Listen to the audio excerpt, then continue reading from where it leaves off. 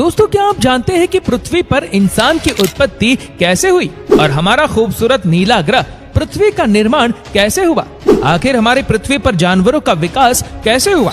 और शायद आप ये नहीं जानते होंगे कि हमारी पृथ्वी पर डायनासोर कौन से ग्रह से आए थे और वो अचानक कैसे विलुप्त हो गए। और क्या आपको पता है पृथ्वी पर पेड़ पौधे और पानी का निर्माण कैसे हुआ? और आप ये जानकर हैरान रह जाओगे कि हमारी पृथ्वी के निर्माण के वक्त एक और ग्रह का भी जन्म हुआ था। वहाँ पर भी हमारे जैसे इंसानों का जीवन पनपता था।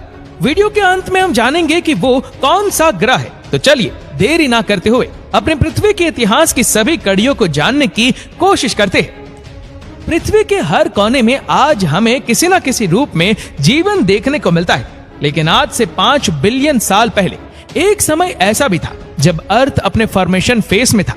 आज जिन फोल्ड्स, पहाड़ और लैंडस्केप का लुत्फ हम उठाते हैं, उस दौर में ऐसा कुछ भी नहीं था। धरती पर बनते सबसे पहले माइक्रोबियल लाइफ की बात की कहानी तो हम सब कई बार सुनते आए हैं, लेकिन आज की वीडियो में हम माइक्रोबियल लाइफ के पहले फॉर्म हुए अर्थ की एक्रोनोलॉजी पर बात करने वाले हैं। लगभग 5 बिलियन साल पहले जब पृथ्वी का निर्माण भी नहीं हुआ था, तब केवल हमारे सूरज की फॉर्मेशन हुई थी और ये पूरी तरह से स्टार डस्ट से घिरा हुआ था। लेकिन असली कहानी तब शुरू हुई जब आउटर स्पेस में मौजूद कॉस्मिक डस्ट टाइट होकर एक साथ जोड़ने लगे। इसकी वजह से स्मॉल स्टोन्स फॉर्म और ये काफी रोचक और सिंपल प्रक्रिया थी जो काफी लंबे समय तक चली। लेकिन इसी प्रक्रिया ने प्लैनेट्स के फॉर्मेशन में एक बड़ी भूमिका निभाई। ग्रेविटी ने इन स्टोन्स को कई मिलियन सालों तक खींचा, जिसकी वजह से पृथ्वी एक बॉल की शेप में आ गई। लेकिन अब भी पृथ्वी अपने असली स्वरूप में नहीं बनी थी।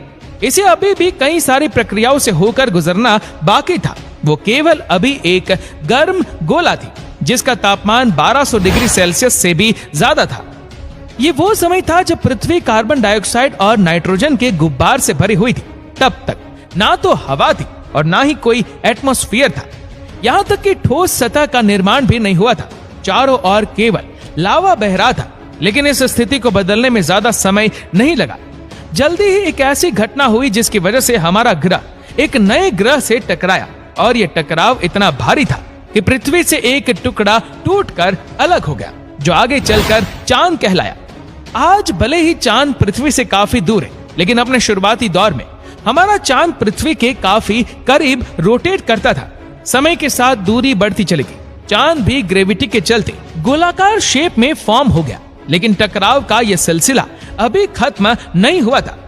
600 मिलियन साल बाद हमारी धरती को एक और फेज से गुजरना पड़ा, जब सोलर सिस्टम में मौजूद मेट्रोइड्स भारी मात्रा में धरती की ओर गिरे। सोलर सिस्टम के निर्माण से बने हुए मेट्रोइड्स जब धरती की ओर आए तो वो अपने साथ पानी की कुछ मात्राएं भी लेकर आए। कई मिलियन साल तक लगातार पृथ्वी पर गिरने की वजह से वहाँ पानी की ढेर सारी मात्रा इकट्ठा हो गई। वाटर बॉडीज ने पृथ्वी के तापमान को 70 डिग्री तक कूल करने का काम किया। लेकिन अभी भी पृथ्वी की सतह काफी गर्म थी, जिसे ठंडा करने का काम भी पानी ही करने वाला था। आपको बता दें कि आज जिस पानी को हम धरती पर इस्तेमाल करते हैं, ये मिलियन सालों पुराना है। और सबसे बड़ी बात है कि ये एक्स्ट्रा टेरेस्ट्रियल वर्ल्ड से संबंध रखता है। यानी कि आम भाषा में कहे तो पानी पृथ्वी पर नहीं उपजा, बल्कि मेटेरोइड्स के जरिए मिला है। शुरुआती दौर में धरती की रोटेशन स्पीड भी काफी ज्यादा थी, जो वक्त के साथ साथ धीमी पड़ती गई। इसी की वजह से ओशन वाटर में काम होता गया। पृथ्वी के बनने के 700 मिलियन साल बाद इसकी सतह पूरी तरह पानी से कवर हो गई। जमीन केवल कुछ आइलैंड के रूप में ही मौजूद थी, लेकिन कोर से लावा का निकलना अब भी जारी था। ये लावा पानी के चलते ठंडा होकर ठोस हो रहा था, जिससे सतह का निर्माण होना शुरू हो चुका था। धीरे धीरे इस प्रक्रिया ने रफ्तार पकड़ी और लावा से बनने वाले सतह ने जोड़ना शुरू किया। ऐसे में पानी के अलावा पृथ्वी पर महाद्वीपों का भी फॉर्मेशन हुआ। 3 बिलियन साल बाद जब पृथ्वी एक ग्रह के रूप में फॉर्म हो गई, तब भी मेटेरोइड्स का पृथ्वी पर गिरना जारी रहा। खास तौर पर जब मेटेरोइड्स वार्म कीट जब समुद्र में गिरा तो उसने पानी में अलग तरह के केमिकल्स को रिलीज किया, जिसकी वजह से कई रिएक्शन हुए और पहले माइक्रोबियल लाइफ धरती पर फॉर्म हो गई। सबसे पहले यूनिसेक्युलर बैक्टीरिया ने पानी में जन्म लिया। कई मिलियन साल तक ये बैक्टीरिया इसी फॉर्म में रहे, लेकिन धीरे धीरे इन्होंने अपने तादाद को बढ़ाया और समुद्र के कोने कोने में फैल गए। जैसे जैसे सूरज की रोशनी समुद्र पर पड़ी तो पानी ने अब्सॉर्ब करना शुरू किया।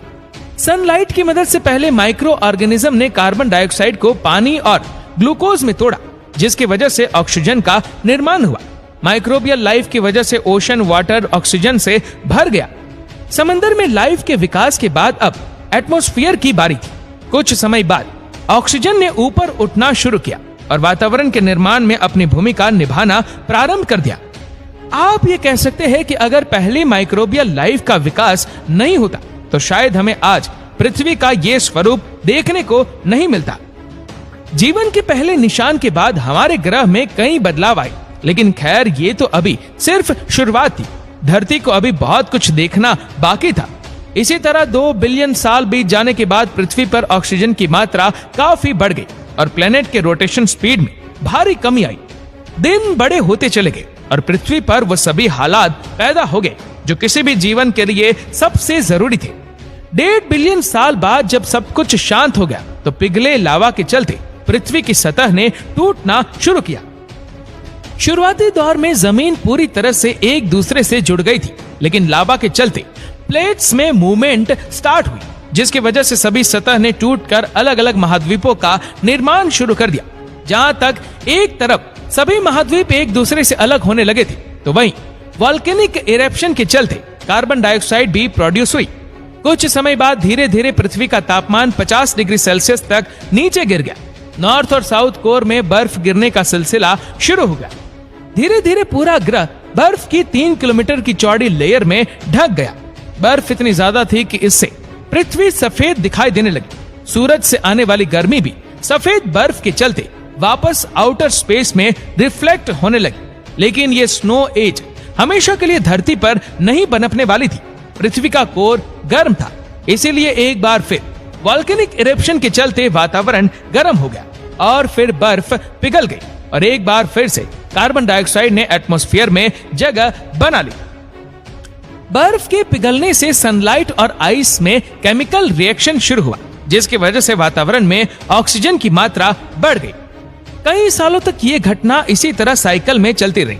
ऐसे में मिलियन साल बाद पृथ्वी का तापमान एक एवरेज लेवल तक जा पहुंचा, जो इंसान के रहने के लिए बिल्कुल परफेक्ट हो गया। ग्रह का एयर टेम्परेचर भी इसी स्थिति में आ गया। लेकिन इस प्रक्रिया में स्नो एज में विकसित हुए सभी बैक्टीरिया को मरना पड़ा। केवल वही जिंदा रह पाए जो 540 मिलियन साल से डीप पोषण में रह रहे थे। ये सभी बैक्टीरिया समय के साथ साथ कई पड़ाव पर इवॉल्व हुए। पानी में ऑक्सीजन लेवल बढ़ने के साथ ही पहले मॉल्क्स विकसित हुए। इसी के साथ ही बॉन्स क्लेटन्स का भी विकास हुआ। पहले वॉर्म से लेकर स्पॉन्जेस और ट्रिलोबाइट्स का विकास भी शुरू होने लगा। हालांकि जमीन अभी भी खाली थी, लेकिन पानी के नीचे एक ऐसी दुनिया का विकास शुरू हो चुका था जो इससे पहले पृथ्वी पर कभी भी नहीं बनपी थी। पानी के अंदर पहले इंसेक्ट के साथ पहले प्रेडेटर्स का भी विकास हुआ, जिन्होंने अपने भोजन के रूप में ट्रिलोबाइट को खाना शुरू किया। जीवों के साथ साथ महासागरों में भी पेड़ पौधों ने अपनी एक जगह बनानी शुरू कर दी। प्लांट्स और एनिमल्स की कम से कम 10,000 प्रजातियां अस्तित्व में आई। जहां पानी के अंदर एक सुंदर मरीन वर्ल्ड का निर्माण हो रहा था, वहीं हमारी सतह अभी भी बंजर थी। इसका सबसे बड़ा कारण सूरज की किरणों से पैदा होने वाली रेडिएशंस थी। लेकिन जल्द ही समुद्र से निकलने वाली ऑक्सीजन ने रेडिएशंस के साथ रिएक्ट करना शुरू किया, जिसकी वजह से ओजोन नाम की एक नई गैस का निर्माण शुरू हुआ।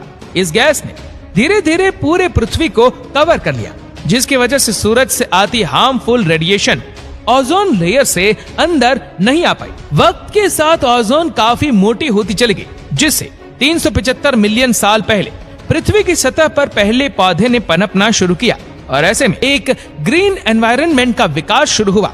इस प्रक्रिया को पूरा होने में काफी समय लगा, लेकिन हरे भरे वातावरण के विकास के साथ समंदर में मछलियां भी पनपने लगी। इन मछलियों के फिंक्स जैसे पैर धीरे धीरे इन्वॉल्व हुए, जिससे ये पानी से बाहर आकर जमीन पर रहने लगी। बस इसी तरह बाकी वेजिटेशन का भी विकास हुआ, लेकिन वो मछली ही थी जिसने 15 मिलियन साल पहले इस समुद्र को छोड़कर जमीन पर घर बनाया और धीरे धीरे इनके इवोल्यूशन ने कई जानवरों का विकास किया। सबसे पहले शुरुआत लैंड रेप्टाइल से हुई, लेकिन इनमें इवोल्यूशन के चलते धीरे धीरे डायनासोर्स की कई प्रजातियां हमें धरती पर देखने को मिली। धरती पर हरियाली बढ़ने के साथ साथ जायंट जंगलों का भी विकास हुआ और ये जंगल कई बड़े डायनासोर्स का घर बन गया। आप ये मान लीजिए कि प्रकृति एक ऐसे जीवन का आगाज कर चुका था जो हर दिन बदल रहा था और बेहतर हो रहा था, और धीरे धीरे ये फॉर्मेशन तब से लेकर आज तक इवोल्यूशन का ही एक नतीजा है, जिसके बाद हमें कई सारे जानवर और इंसान भी देखने को मिले। पर अगर इस पूरी प्रक्रिया को हम ब्रीफ करने लगे तो ये वीडियो काफी लंबी हो जाएगी। तो दोस्तों, ये थी पृथ्वी की फॉर्मेशन से लेकर जीवन की उत्पत्ति की कहानी। इन फैक्ट से पता चलता है कि आज जिस पृथ्वी को हम देखते हैं उसके एवोल्यूशन के पीछे एक गहरा इतिहास छिपा है। एवोल्यूशन की रेस आज भी जारी है और अभी भी प्रकृति उसी रफ्तार से इन्वॉल्व हो रही है। ऐसे में यह जानना दिलचस्प है कि हमें भविष्य में न जाने धरती पर क्या क्या देखने को मिल सकता है।